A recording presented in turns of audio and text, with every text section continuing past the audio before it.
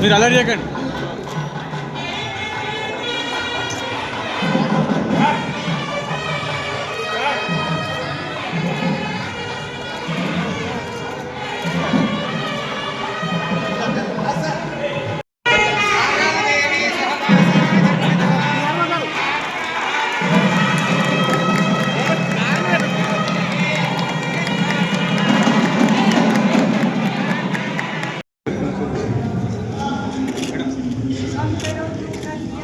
అన్న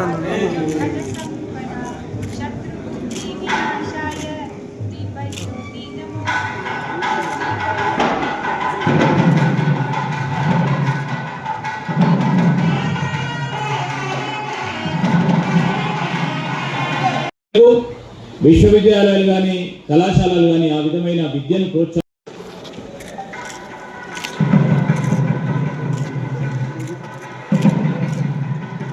అనేక మంది విద్యార్థులు వేరే ఇతర దేశాల్లో కూడా మరి తెలుగు విశ్వవిద్యాలయానికి సంబంధించిన ఔన్నత్యాన్ని చాటి చెప్పే విధంగా అక్కడున్న అధ్యాపకులు అక్కడున్న మరి స్టాఫ్ కూడా చాలా వరకు కూడా కష్టపడుతూ ప్రయత్నం చేస్తూ ఉన్నారు. మన భాష ఇవన్నిటిని కూడా అలవర్చుకునే ఒక ఆలోచన చేయాలనే విశ్వవిద్యాలయాన్ని ఆనాడు స్థాపించడం జరిగింది. ఆ స్థాపన భాగంలో ఈరోజు ఎన్ని ఒడుకుదొడుకులు ఉన్నా రేపు రాబోయే కాలంలో ఈ పోటీ ప్రపంచంలో ఒక పరంగా ఐటీ రంగం, ఇంకో పరంగా ఫార్మా రంగమో, ఇంకో పరంగా సేవా రంగాలకు సంబంధించి చాలా వరకు అక్కడ ఉపాధి అవకాశాలు కనబడతా ఉంటాయి పరస్పటంగా. కానీ ఇక్కడ నృత్యం, చిత్రలేఖనం, శిల్పం, అదేవిధంగా ఫోక్ ఆర్ట్స్, ఇతర భాషలకు సంబంధించిన వారికి నేరుగా ఈరోజు ఉపాధి పరంగా కనబడకపోవచ్చు. కానీ ఈరోజు మన సమాజం దేశానికి సంబంధించిన ఔన్నత్యం, వారి సంక్షేమానికి సంబంధించిన, ప్రజలకు సంబంధించిన అంశం విషయంలో వారి సంతోషాన్ని కానీ, వారి బాధని కానీ, వారి ఆరాటాన్ని కానీ, అదేవిధంగా ఈ ప్రజలకు సంబంధించిన అనేక అంశాలు వేలాది మందికి తెలియజేసే విధంగా మీలో ఉన్న స్కిల్, ఆ నైపుణ్యాన్ని ముందుకు తీసుకెళ్తాను. ఆ నేపథ్యంలో నేను మీ అందరికీ మనవి చేస్తాను, విద్యార్థులకు నాకు రాగానే ఒక రిప్రజెంటేషన్ ఇచ్చారు మా సోదరు.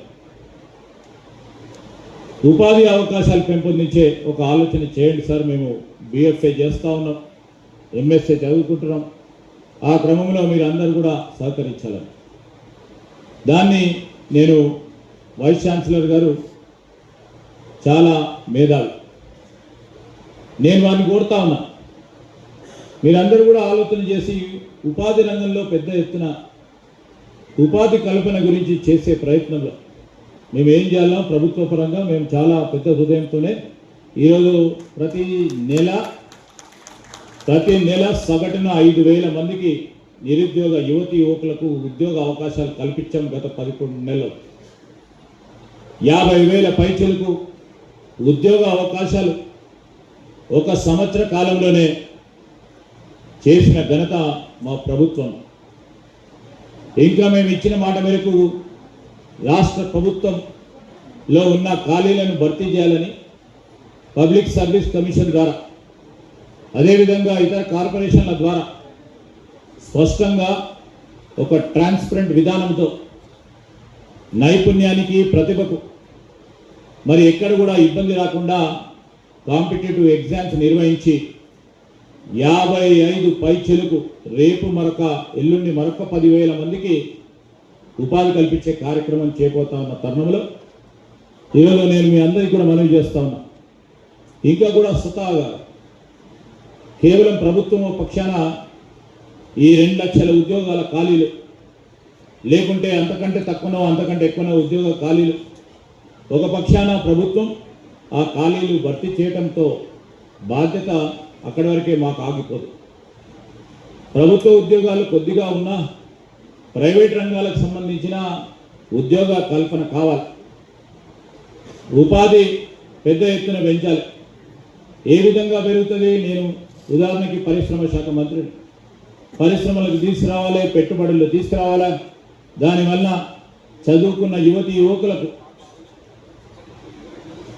ఉద్యోగ అవకాశాలు కల్పించాలని ఆరాటంతో మేము మా ప్రభుత్వం అంతా కూడా ప్రయత్నం చేస్తూ ఉన్నాం.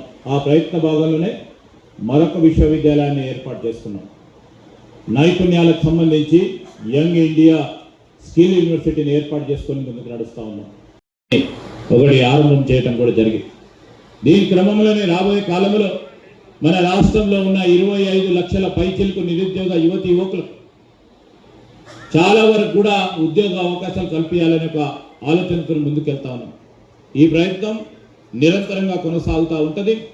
మేము మాటల వరకే పరిమితం కాకుండా చెప్పాము, చేసి చూపెట్టాం, స్కిల్ యూనివర్సిటీని ఏర్పాటు చేశాం. ఆ కోర్సులను కూడా ఈరోజు స్టార్ట్ చేయడం జరిగిందని ఈరోజు తప్పకుండా చెప్పాల్సిన అవసరం ఉందని మీ అందరికీ కూడా మనవి చేస్తాం. తెలుగు విశ్వవిద్యాలయానికి సంబంధించి నేను మరి విశ్వవిద్యాలయానికి సంబంధించిన వైస్ ఛాన్సలర్ గారు, అదేవిధంగా రిజిస్టర్ గారు విషయంలో కానీ ఇబ్బంది పడే మీ ఏ అంశంలో కానీ తప్పకుండా పరిష్కారం చేసే ఆలోచన చేస్తామని వైస్ ఛాన్సలర్ గారు కూడా చెప్తా ఉన్నాను. అదేవిధంగా ఇప్పుడే వైస్ ఛాన్సలర్ గారు నేను మాట్లాడుతూ ఉంటే మాకు ఇమ్మీడియట్గా కూడా ఒక 20 కంప్యూటర్లు అడిగారా సార్? ఇక్కడ 20 అని రాసింది. 100 కంప్యూటర్లతో పాటు ఒక 20 కంప్యూటర్లు ఇవ్వమని కోరారు.